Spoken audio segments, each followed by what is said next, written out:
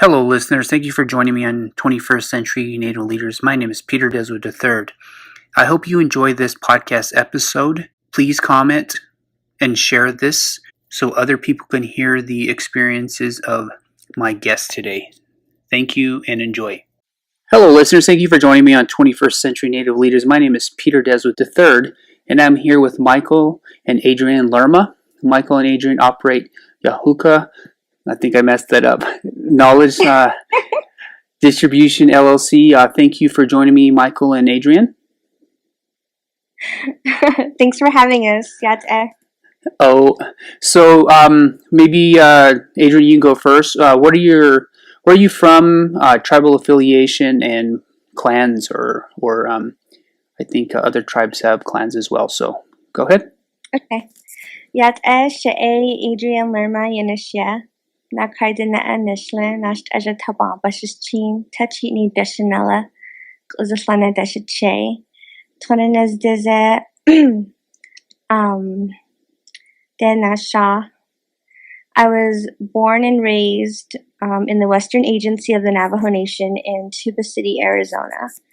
My mother's family originates from the Tonalia or Tonahelene area.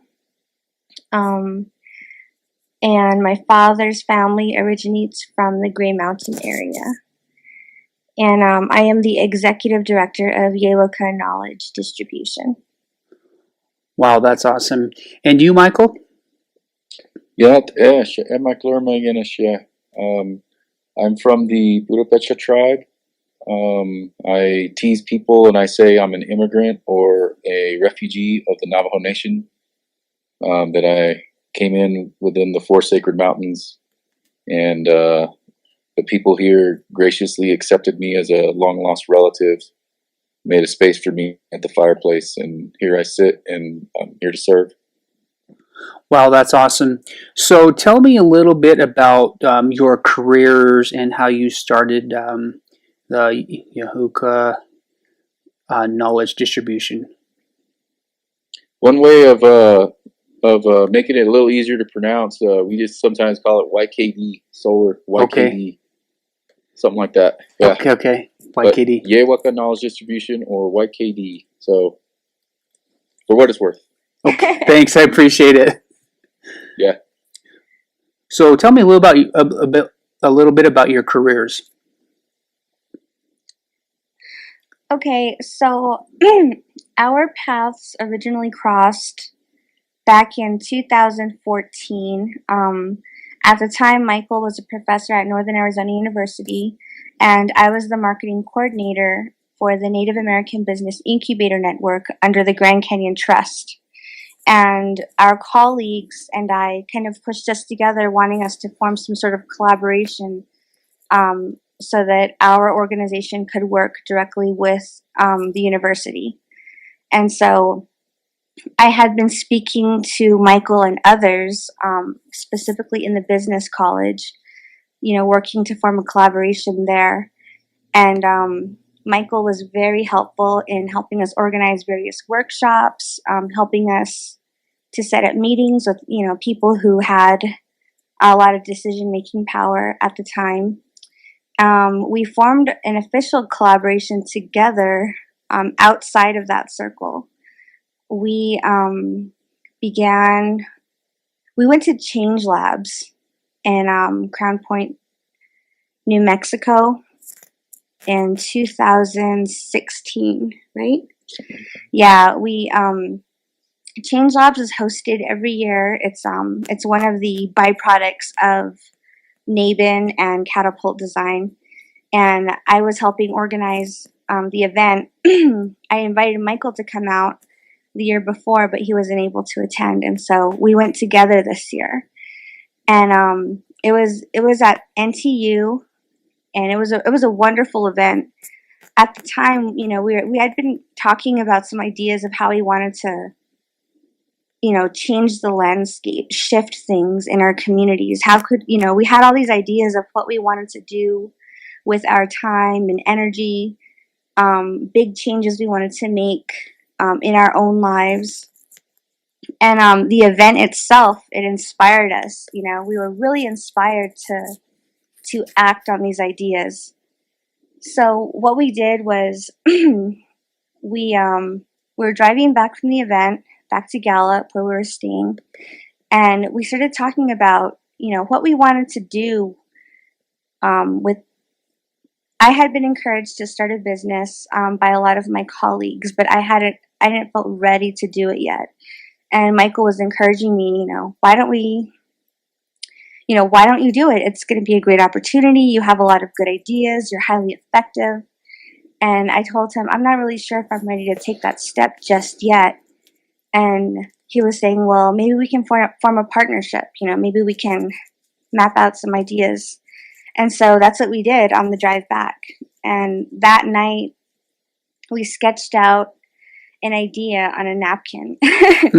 We sketched out this idea. It was a very rough sketch, but what it did was it was the beginning of YKD.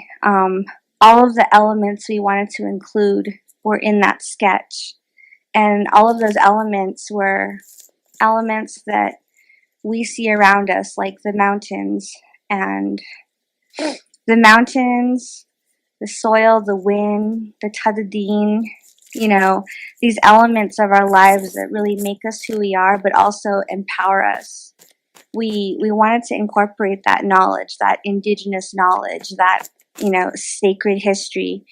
And we decided that evening that we're going to pursue it. And with this rough sketch, we kind of mapped out basically our business plan. Mm-hmm. We decided how we were going to operate, what we wanted to tackle.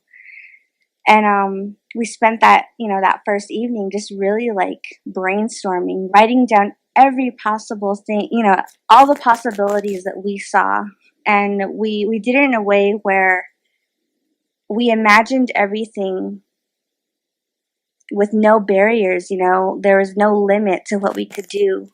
And that's kind of how we began operating. It was really like a dream come to reality, I guess. I'll have Michael explain further. Okay.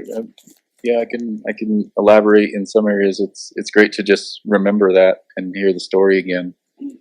I believe strongly that the Yin and Nab brought me to the traditional homeland for some big reasons.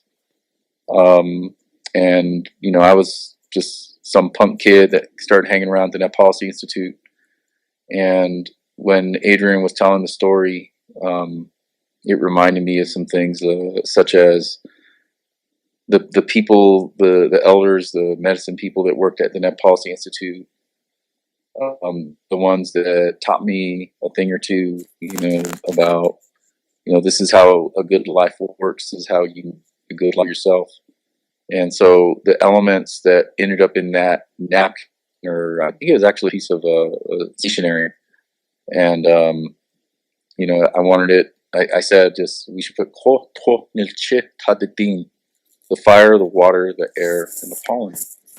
And if we have that in there, it leads to a life of prosperity.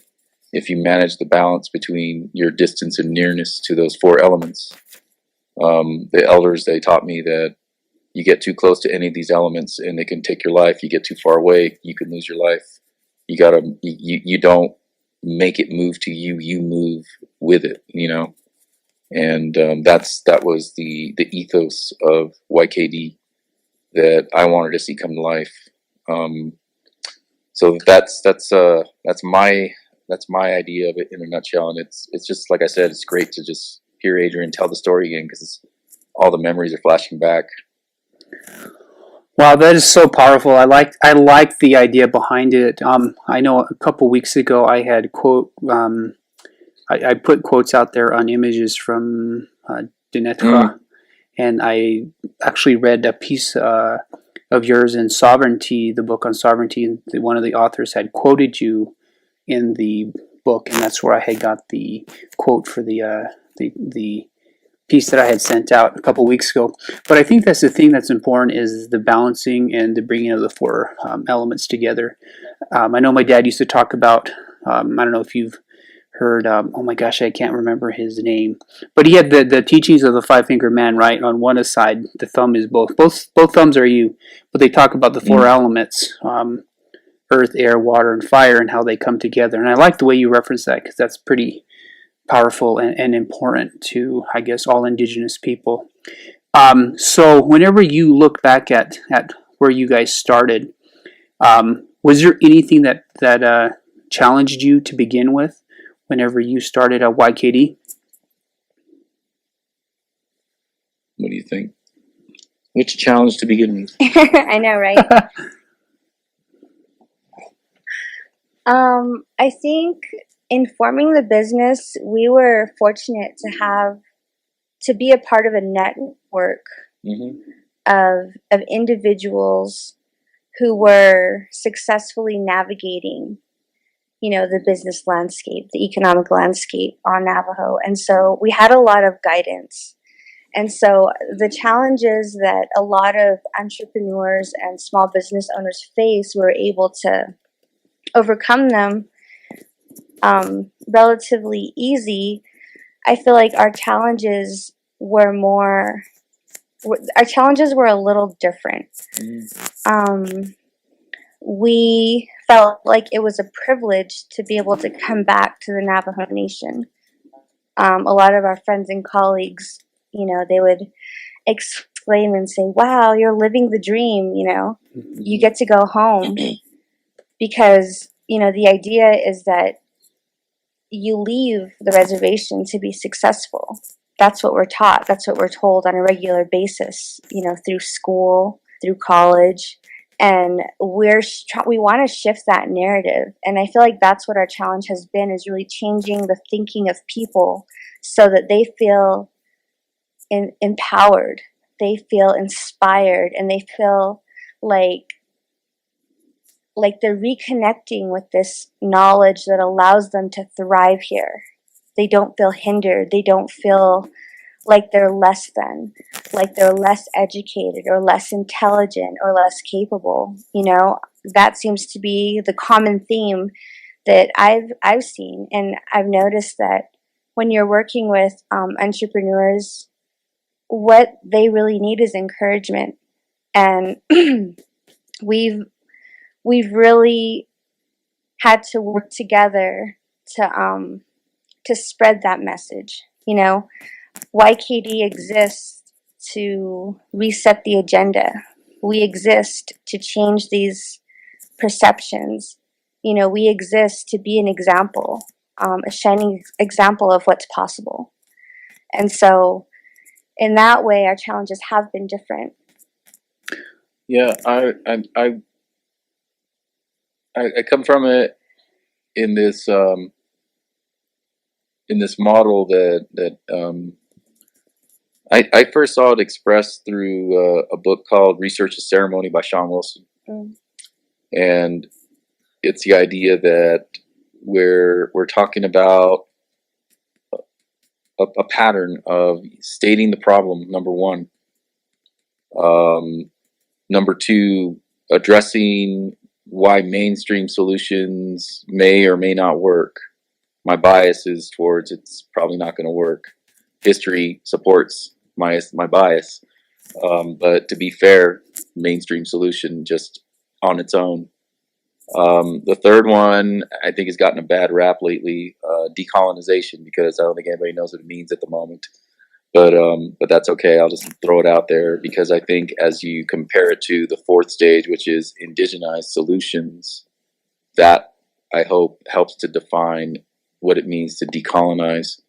And so Adrian's correct. I've had opportunities to work out on Navajo Nation, and it was always okay, now leave and go back to Flagstaff, and you got classes starting in the fall, so get to work. That was a privilege to be able to find a place within the Navajo Nation, within the Sacred Mountains, that we could build our home and build our life. And so the indigenized part is the philosophy, the Nebabaz Ani. That's what I'm talking about. using that kind of thinking model for solving these problems that are all over Navajo Nation.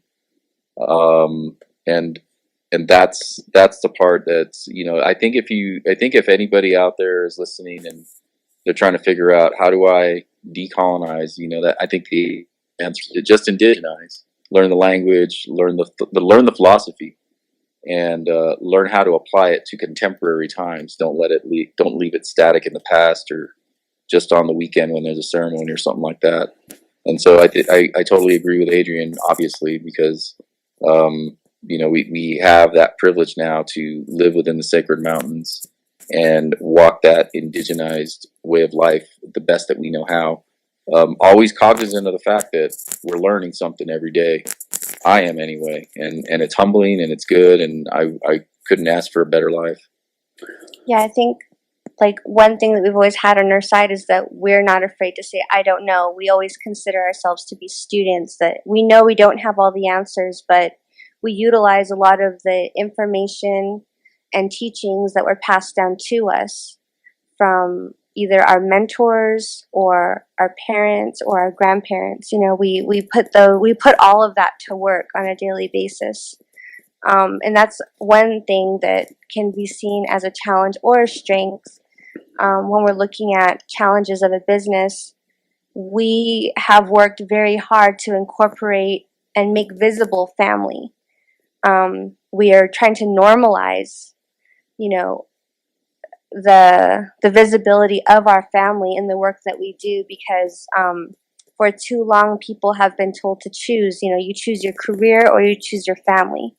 And as a woman, as an Indigenous woman, I feel like our children are more than just a hindrance. They're a political statement. Every breath that they take is a message to the world that we're still here. Every breath they take is important. And so I incorporate them into the work we do. We don't keep them out. We travel with them. We take them on solar install trips. We take them to lectures. We bring them along with us all the time so they can see us being effective in our communities, and that's our teaching model, And so in a way, we're trying to build out our family so that we can be an example for community building. Wow, that is so powerful. I like the way you say that and how you couple your family values, and incorporate that into your business. In all honesty, back about, I'd say 10, 15 or 16 years ago, I switched out of accounting because of having to choose. It's either 14-hour days when it's not tax season to 14-hour days and 7 days a week, getting ready for audit or tax season. So I switched out of accounting and into education because of, being able to be home with my family. So that's something that's very important. Oh, by the way, I heard you say Nabin. I had interviewed Jessica Stego from Nabin. Oh, wonderful. Yeah, but she has some amazing insight as well as far as business and economic development on the nation. I'm actually going to do a workshop with her next Tuesday in Windrock. I can't remember what it's called. It's like some type of speed dating where these entrepreneurs have get to meet with consultants and financial, I guess, planners. So I'll be in Windrock next week in the evening from 3 to 8, I think, something like that. So good. I'm glad. Yeah, I'm glad you're going to be a part of that and be able to see it, because Nabin is doing groundbreaking work. Right. So, question: Do you guys all have 8A status? I'm sorry, say that. I didn't hear the question. Do you have 8A status for, I guess, what are they, governmental contracts and stuff like that? I'm assuming you guys have Navajo preference as well. Yes, we do. We haven't I haven't completed that paperwork though. Okay. To take bigger grants. Yeah. I took a leave of absence. Well, I took a little break last year in the winter because I was with child at the time. And so our son was born in December, and I stepped away from, I was actually, in the offices in the Navajo Nation offices getting that paperwork taken care of. And, everyone who I knew in my family and around me were like, Adrian, you need to put this down for a little bit and take a break, because I was still scheduling meetings like while I was in the hospital, like giving birth, and and people were like, calm down, you need to take a break. And so I did. I gave myself a 3-month break, and then our career shifted, and we moved out to Saley in the late spring, early summer. And we picked up we launched YKD Solar, which is it's basically nonprofit work. We don't make any money off of that, but I need to revisit that. That's awesome. So Yeah. We talked about some economic development and some issues and barriers. And what do you think prevents other entrepreneurs to start up on the Navajo reservation? From what I've seen in my line of work, I think what prevents people is really there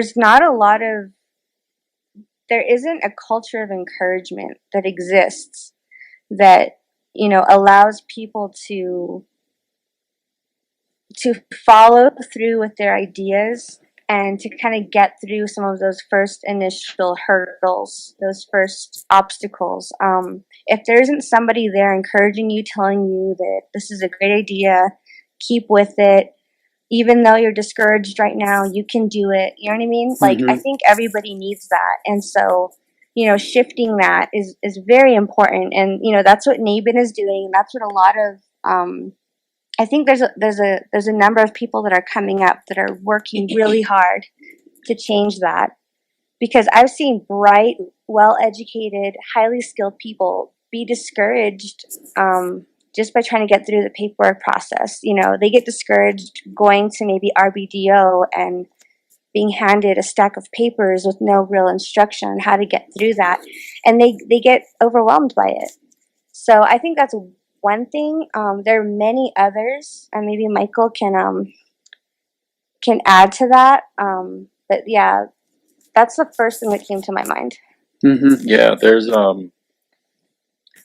so it's a big question, and if we could talk about it for a few hours, we get all the answers out. Right. I thought long and hard about it.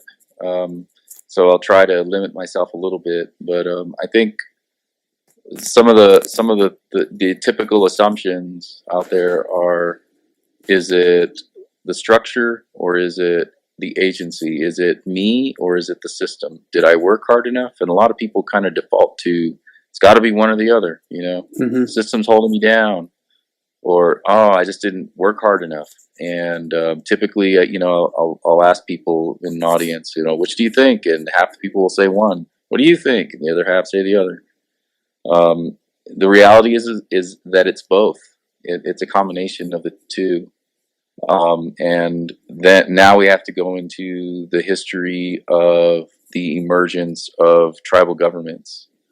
And I hope I don't get too lecture mode for you, but I might.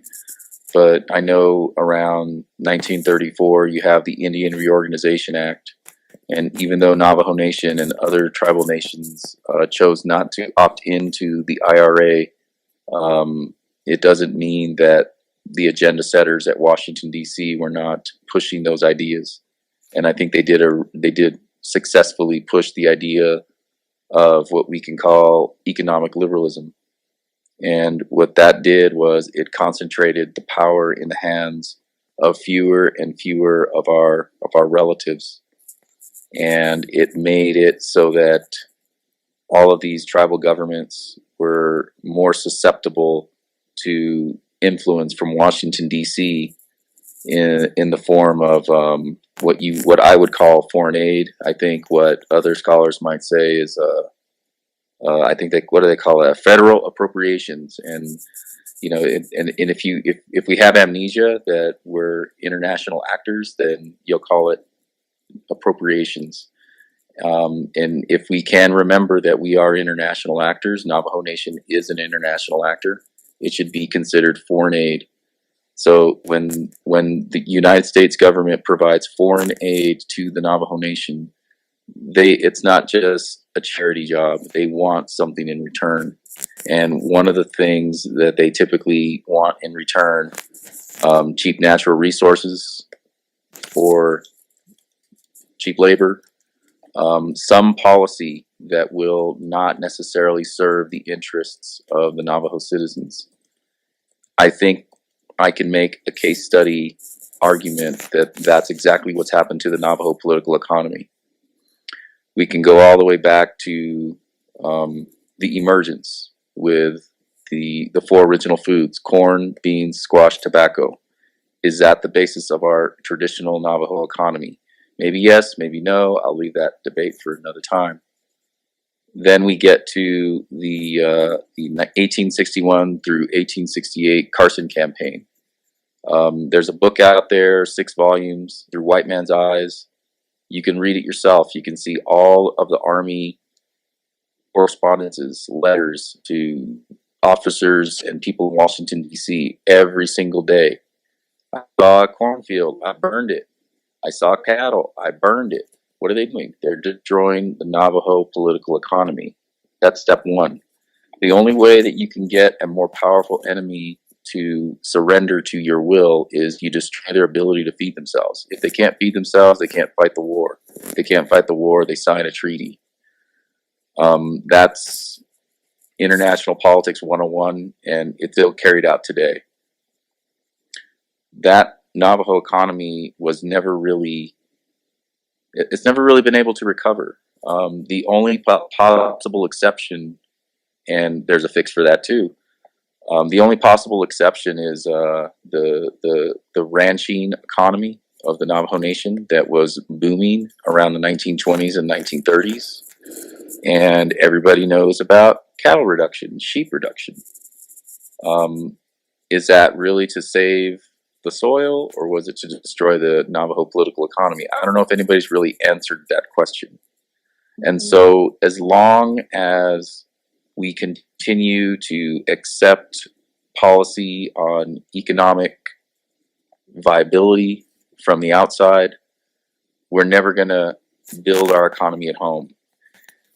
I'll make the argument that it's been made intentionally difficult for a small business to grow on Navajo Nation because it's not in the interests of the border towns that surround us. It's not in the interests of the state economies. It's in the interest of those from the outside to leave things stagnant, to make it difficult to get a business site lease, to make it difficult to rent retail space, to make sure that it's inflated in price. We don't realize sometimes that all of that red tape, I think, is intentional. And if it's not necessarily intentional, such as, oh, I'm going to go and ruin the economy, it's really the idea that why would I, let's say I'm from the outside, I'm a business owner in Flagstaff, why would I want to encourage competition within the reservation, within the Navajo Nation? I'd rather you bring your money to me, drop it off in the border town, take a bunch of stuff with you that's going to make garbage, and take it back home. I don't want you to have to be able to buy that at home. I want you to come to me. That's my short version of that story, which I know sounded long, but yeah. No, that's perfect. I think that's a really good explanation and interpretation of it, and I think it's right on. So my question is, do you think the Navajo Nation or other tribes can achieve true self-determination or have true sovereignty? Yes, they need to recognize, and I'm not pretending I have all the answers, but they need to recognize some of the conditions that I'm talking about. The citizens need to recognize that our tribal leaders are subject to that economic capture, that they can, and I'm not even saying that any individual is corrupted and they're intentionally going to sell us out.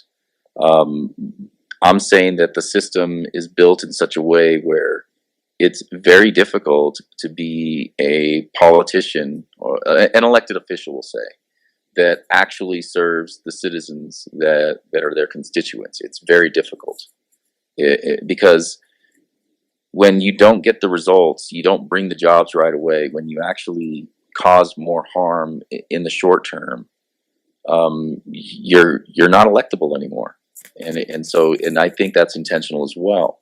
So a lot of these policymakers, they have no choice but to play it safe. And when the policymakers play it safe, we default to the status quo, and that means stagnant business on the Navajo Nation.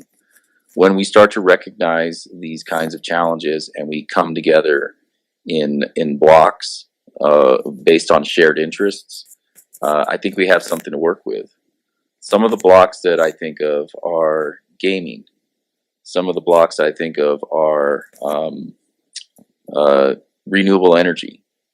If we had, let's just say, for example, and by block I don't mean something that's in the way, I mean a shared interest group. If we and the Navajo Nation got together with all the other tribes in Arizona, all the other tribes in Mexico, and we just decided amongst ourselves, we're going to push renewable energy collectively, it would be impossible to ignore us. That's power. I think we have the power I think we have power in numbers, but we don't have unity in place right now. There's so much discord going on within tribes and between tribes. You know, if there was this beautiful moment in time when everyone decided to put certain differences aside, their own agendas aside, and work together towards something big like that, we could do it. It's possible. Right. So I think one of the things that I think about initially, you know, that of the tribe that did do it were the Menominee up in Wisconsin. But when that happened, then the federal funding, the federal aid went away, and they lost their federal recognition. And then once the timber was gone, right, then they had nothing, and they were trying to fight back for, and I think they're still fighting for federal recognition to get the funding. How do you feel about that? So are you talking about the Menominee Termination? Yeah. Yeah. Again, federal funding has strings attached. That's the caveat to everything. And the strings are policy concessions. And so once whatever is coveted is gone, there's no interest from the outside to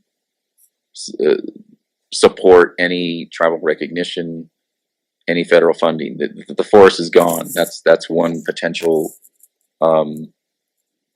analysis or one conclusion to draw from that case. We might say something similar about the Navajo Nation and the finite natural resources that are being pulled out of the ground. If the coal goes out completely, is there any interest to continue a federal relationship with the Navajo Nation? I don't think the Navajo Nation is in any danger of that anytime soon. But you know, that's the federal funding that comes to Navajo Nation. It's based on the assumption that there will be some policy concession about those coal extractions, that they will be sold for under fair market value, that they will be withdrawn from Mother Earth in ways that are destructive because it's cheaper to Mother Earth, and they will be delivered to communities that are not on the Navajo Nation. Those are the policy concessions that we should expect based on that federal funding. So we subsidize the profits of those corporations that come in and extract it and run.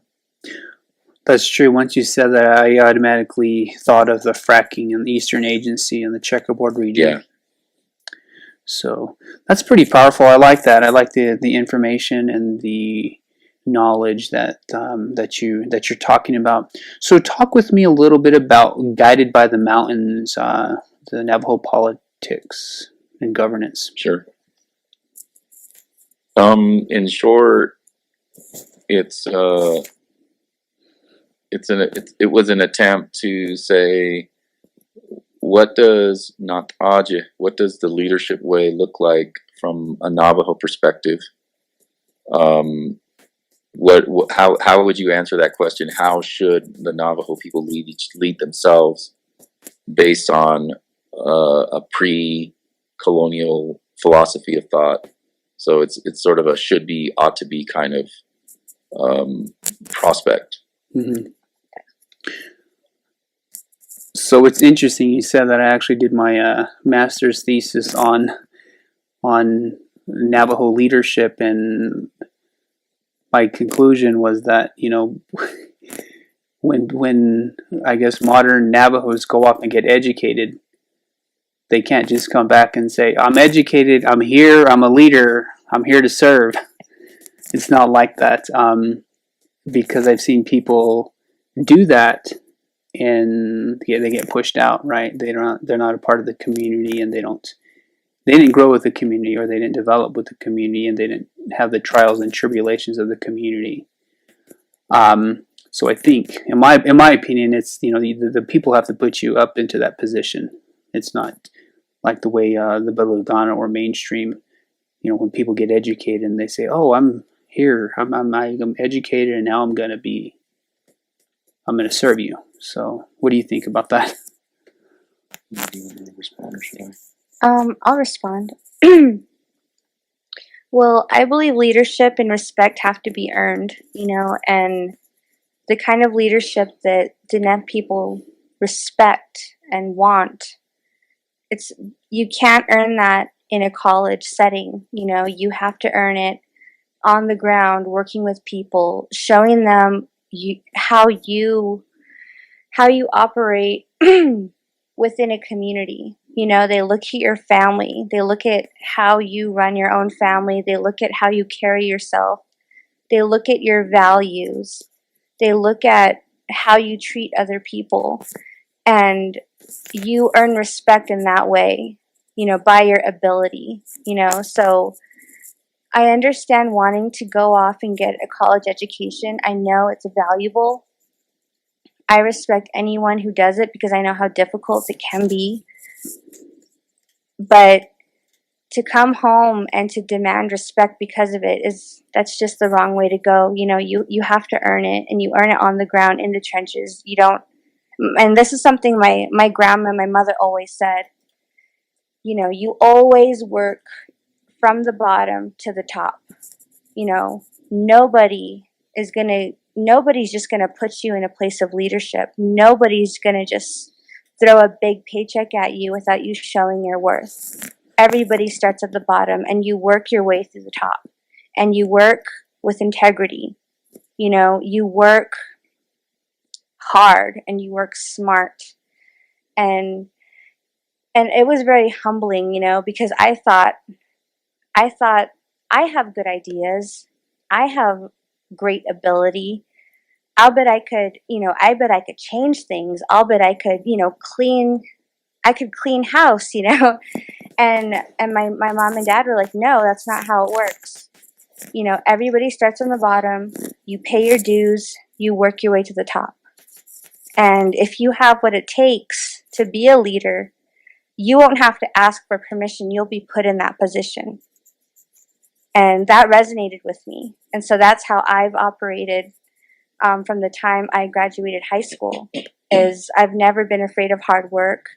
I've never tried to, bully my way or beg my way to the top. I've always just worked hard.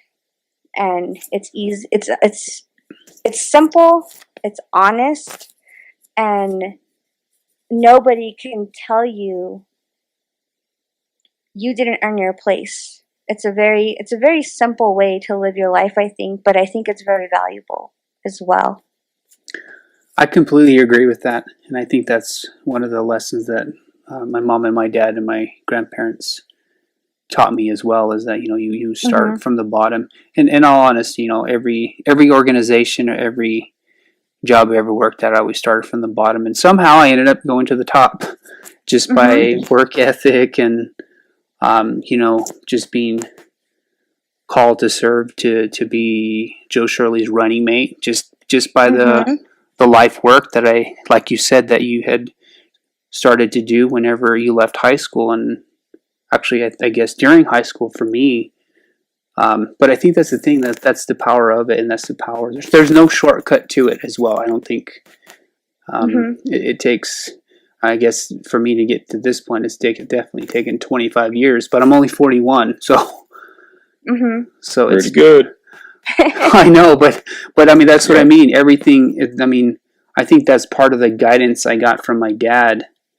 Is that what he did? You see what your parents did, and then you just follow in their footsteps, and that's the power of it. And I think, in all honesty, that's why I started this podcast, because I wanted to highlight that success is not easy, right? You all starting your business to get to where you're at, where you're serving people and going through that process is not easy, right? It takes there's a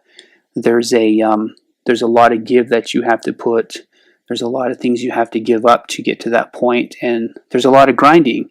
And that's what I'm trying to highlight with the interviews that I do with people is that, a lot of the people I interview say, oh man, I just didn't start. I've been going at this for 15 or 20, 30 years. Yeah. So, but yeah. Maybe I can also speak to that too. Oh, absolutely. Sometimes I get on Adrian's nerves when I go out and I do a talk or something like that, and I'm kind of up there just being, shucks, yeah, I just make the coffee. I'm just the driver. I sweep the floor. I sweep the floor. Yeah, but it's true. I do those things too.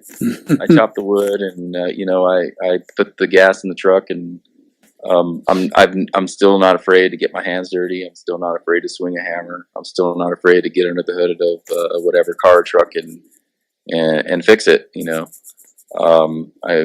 So that's that. I'm always going to be willing to get my hands dirty. I'm always going to be willing to get out in the mud and do some work. And I like that. I like it when people don't have to ask, "Who are you? What are you doing here?" and all that. Mm-hmm. They just see me working. And it most of the time, until very recently, that's been enough to just get me by, and people see me hanging around, and yeah, that's Mike, he's the driver. Yeah, that's Mike, he makes the coffee. Yeah, that's Mike, he swings the hammer. And it's now starting to change where that's actually Mike, the dean of business and social science at the college. And oh really, and suddenly it's changed. And I don't necessarily talk about that side of it, and that's part of that not object kind of mentality that I don't need to speak for myself. I've got my relatives, my wife, my coworkers, they speak for me. And that's another part of it. It's the non-boastful side of it. Doesn't always translate well, and so Adrian is right sometimes when she says, you need to tell people, yeah, you're right. Yeah, and it's reluctance, but I know she's right. Yeah, he's very it's like he cringes when people call him doctor. He's like, don't call me that, like it's an insult or something. Mm-hmm. And I'm like, babe, you earned it. You put many years into this, a lot of hard work.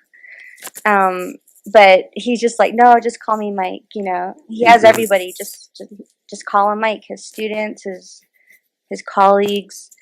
And I respect that. I really do. But sometimes when we are in a setting where I think that could benefit us, benefit the work, give it some validity, like at a book talk or something, I'm like, babe, you kind of got to own it right now, okay? And he's like, all right, fine, I reluctantly own it. That's awesome. All right. Also, you're our, what do you call it? Nakadane.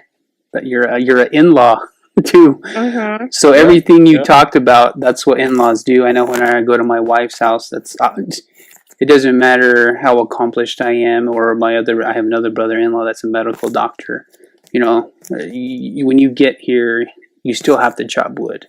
You still have to go and help out and haul water, or do whatever you can, get outside and shovel and pull weeds or whatever.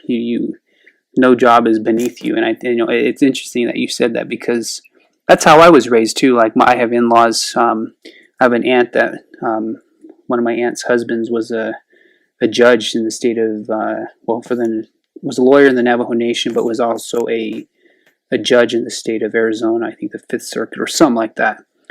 But when I grew up, I always saw him getting out there and working and branding, and going after the sheep and hauling water and chopping wood and doing all of those things. It didn't matter. It didn't matter that you had a title. And I think that's one thing that is amazing about our tradition and our culture is it really doesn't matter because that's not going to necessarily help you survive if you're living out on the reservation, and that's something that's really powerful to me. So, talking about those things, so that brings up a question that I typically ask: how do we balance living, with our traditional ways and mainstream? Basically, what I'm asking is, how do we live as modern Indians or modern Navajos?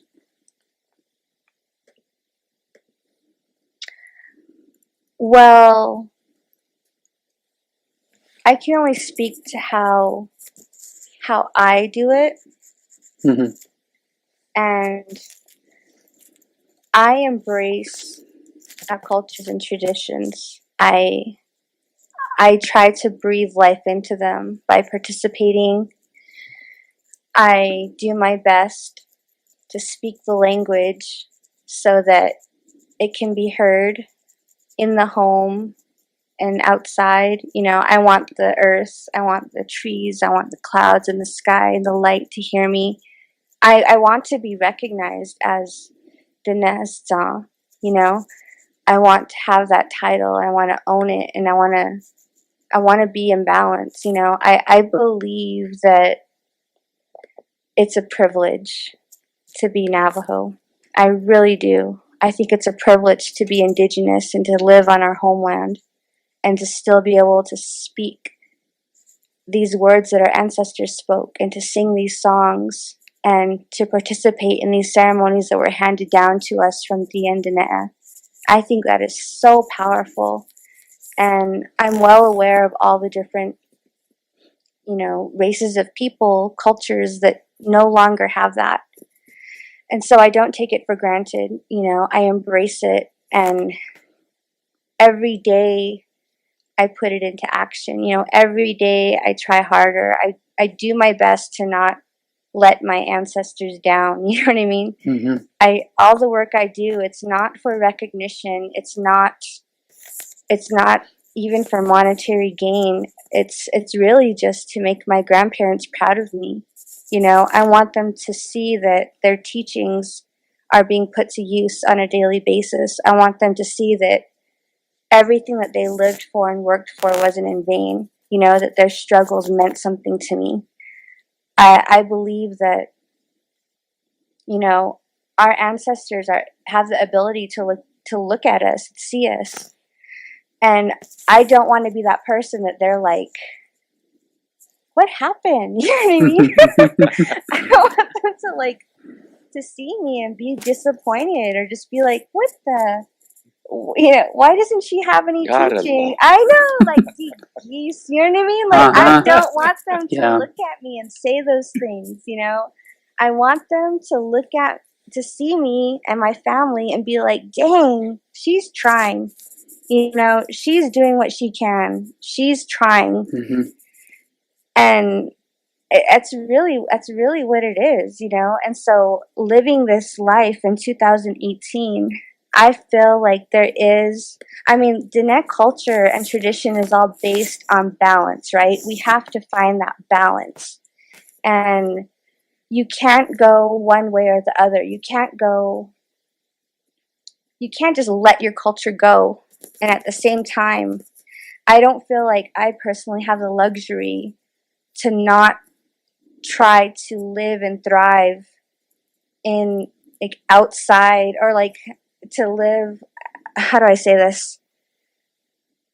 I want to continue to get an education. I want to be able to fight these battles in this public arena. I want to be able to tell people that are not Navajo that they are not the boss of me. They do not control me. I am not afraid of them. I will fight them if I have to for my people, for our survival.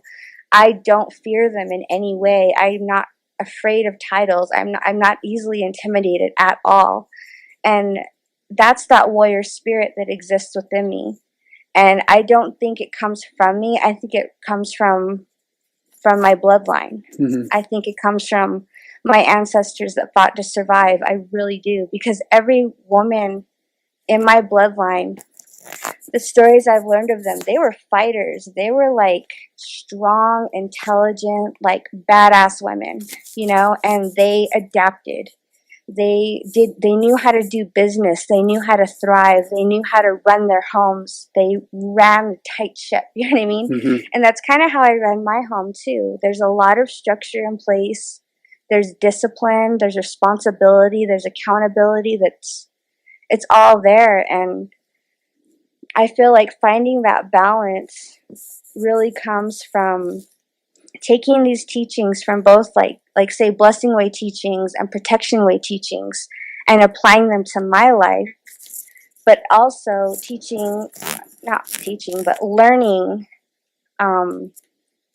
learning from the outside, forming allies, learning how to communicate with people that are not Diné, seeing people in a way that working with people, treating people with respect so that I can be heard in it, so that our work can be recognized. Mm-hmm. And in order to do that, we all know you have to know what you're talking about. You can't go into a fight with no tools. You can't go into a fight with zero information. You need to go in well armed with knowledge and information. You have to have a strategy. You have to be smart. You have to have an end game in mind. And that's how I operate, Mm-hmm. For a long time, I thought that maybe for a long time, I was just trying to figure out, how do I do this? What's the best way for me to move forward? And I was navigating through that for a long time, just asking questions and pulling information and reading. And I felt like the more information I had, I was able to get past a lot of barriers. And so I learned that, the more intelligent I was, the easier it was going to be for me to move through this life. And so I don't take an education for granted. I work hard for it. I don't take information for granted. I seek it. I don't own a television. I read. So it's like, I'm really careful what I allow into my brain. I don't just open myself up and let myself be influenced by everything all at once. And I think that's because I think it's a distraction sometimes. So I think finding that balance really comes in, educating yourself and arming yourself with knowledge and having a plan. My mom always said that you have to have a plan. And every time I see her, she always asks me, what's your plan? What are you going to do? Where are you at right now in life, and where are you going to be next year? And so just like those little actions every day, having a plan every day for what I'm going to do and organizing my life so that I'm productive. That's how I do it, and that's what's worked for me. I try not to get lost in the weeds. I do my best to not poison myself with like drugs or alcohol. I'm really careful who I let close to me, who I allow into my circle or into my home. I'm very protective of my children. So I think that's how I've been able to do it, is just really being cautious and careful and strategic. And I think that we all have that ability to do that. We just kind of have to find, where do our values lie, and where can we build on these teachings that we were given. Yeah.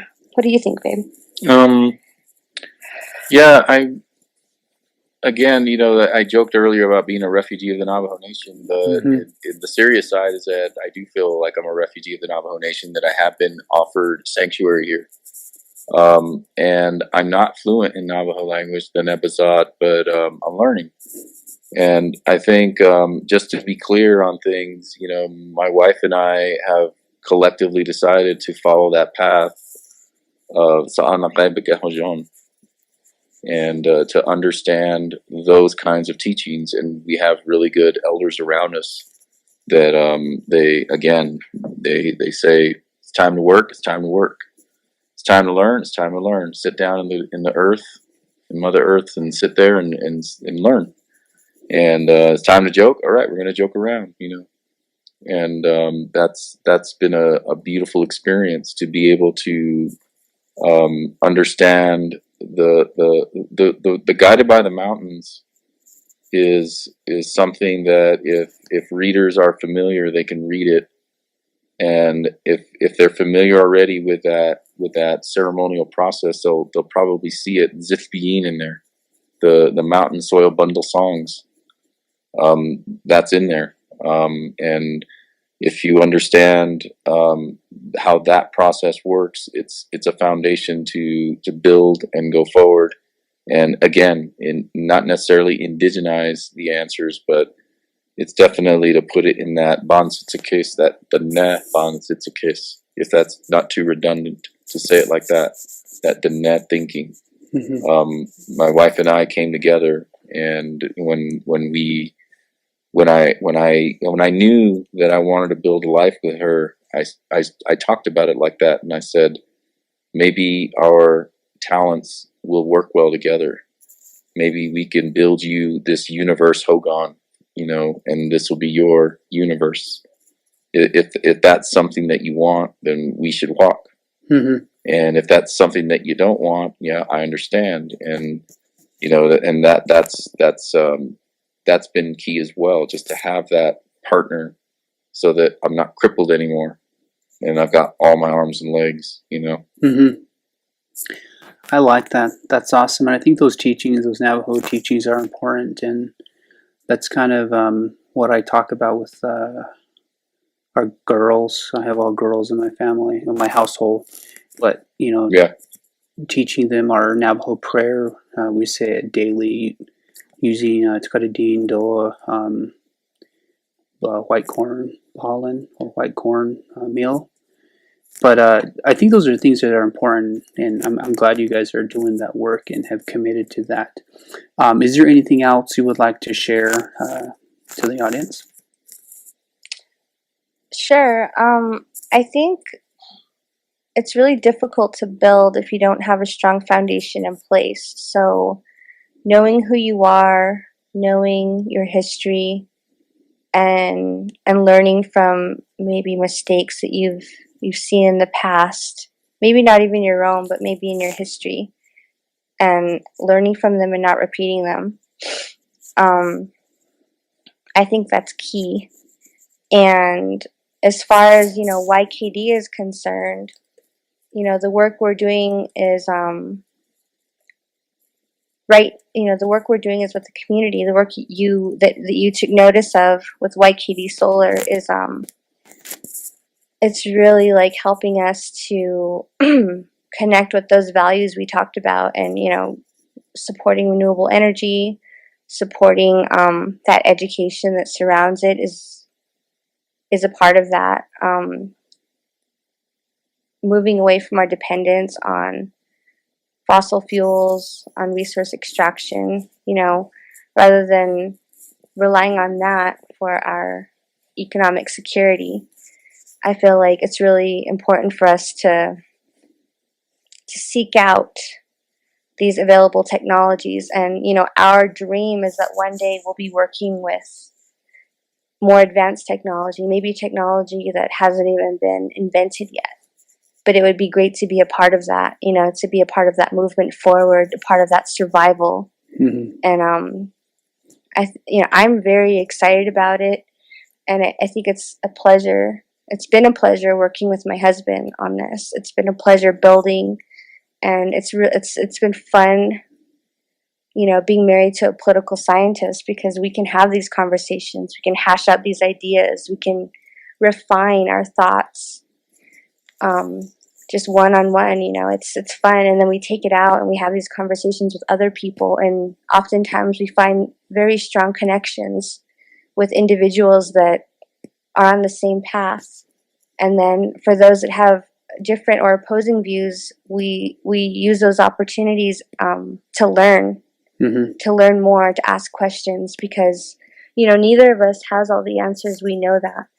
And I believe that a lot of those answers are they're out there, they're out there strewn around the reservation. I know there's a lot of highly intelligent people who have a lot of these answers and teachings that we haven't had access to yet. And, I hope to meet those people, and I hope to work with those people in the future. Absolutely. Yeah. Go ahead, Michael. Yeah. I would just say, it's been really. I understand the kind of behemoth that we're going after. The big energy companies that are based on resource extraction. And it's going to have to be bigger than YKD Solar to energize the elders' homes based on energy that comes from the sun. But I'm okay with that. I'm doing the best I can, and we're doing the best we can. Mm-hmm. And it's truly a labor of love. And I hope that I'm able to continue to do that work. I think it's been a real blessing and a privilege to have that opportunity, because, again, that structure agency thing. Did I work hard enough? I think I just got lucky in some ways. I got lucky in the way of having access to some of these elders that are willing to teach us, me and my wife, the Yahuaca, the teachings. A lot of people don't have access to it, and we're privileged enough to be able to have that access. We're privileged enough to be treated well by our relatives. That doesn't always happen either. We're privileged enough to have the enough sense, I guess, that we can put a sentence together and talk on the podcast, and also put a solar kit together and energize an elder's home. That's something that I'm thankful for, and so those are all privileges that not everybody gets to enjoy, but I'm really thankful and fortunate that I get to enjoy those privileges with my wife, my partner in life, my partner in crime, Adrian, and I don't take them for granted. I think it's beautiful. So, yeah, I'm all about Ahya, Yeah. Yeah. And finally, for me, I just want to say thank you to everyone who gave me a chance to do the work that I do. Shout out to Eagle Energy, the Navajo Women's Energy Project, the Native American Business Incubator Network, the Grand Canyon Trust, the Resilience Indigenous Arts Experience, and, all the Natani that gave me a shot and said, hey, why don't you come to this meeting? Why don't we sit down and have coffee and throw some ideas around? That's been great, for the council delegates who've listened to some of these ideas and took it to the floor. Like, yeah, thank you so much. I know we're all in it together, and I'm really grateful to everyone who's been a guide. And to you, sir, thank you for noticing. Absolutely, and I think that's the power of the work that you are doing. And if you guys want me to share anything, I'd be happy to. And I think the work is just powerful, and I'm glad I saw one of your posts about the solar kits that you guys were giving away. Again, like I said, if you want me to share anything, I'd love to, because we do need entrepreneurs out there in Navajo country and Indian country doing that work, bringing resources and bringing utilities to high need areas. So, hello, listeners. I hope you enjoyed this episode, listening to the challenges and the tribulations of the guests that I had today. Please follow me on 21st Century Native Leaders. Go to my page, give my page a like for future episodes, and also for quotes from books that I read, articles that I read, and the pictures are from Indian country, but in particular the Navajo Nation. So I hope you enjoyed this. Hopefully you come back and hear another future episode. Have a good day.